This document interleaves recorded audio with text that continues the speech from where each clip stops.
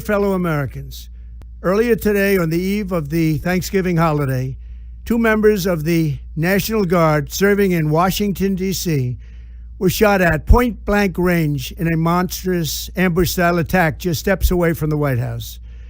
They had been deputized as part of the most successful public safety and national security mission in the history of our nation's capital, the D.C. Safe and Beautiful Task Force, which has achieved an unprecedented reduction in violent crime and crimes of all type. This heinous assault was an act of evil, an act of hatred, and an act of terror. It was a crime against our entire nation. It was a crime against humanity. The hearts of all Americans tonight are with those two members of the West Virginia National Guard and their families. The love of our entire country is pouring out for them, and we are lifting them up in our prayers.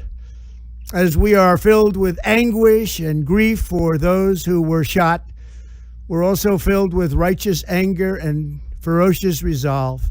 As President of the United States, I am determined to ensure that the animal who perpetrated this atrocity pays the steepest possible price.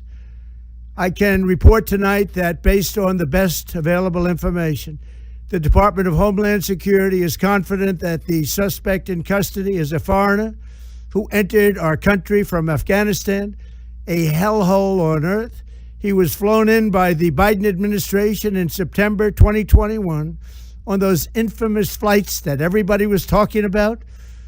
Nobody knew who was coming in. Nobody knew anything about it. His status was extended under legislation signed by President Biden, a disastrous president, the worst in the history of our country.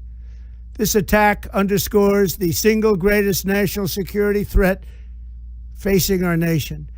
The last administration let in 20 million unknown and unvetted foreigners from all over the world, from places that you don't want to even know about. No country can tolerate such a risk to our very survival. An example is Minnesota, where hundreds of thousands of Somalians are ripping off our country and ripping apart that once great state.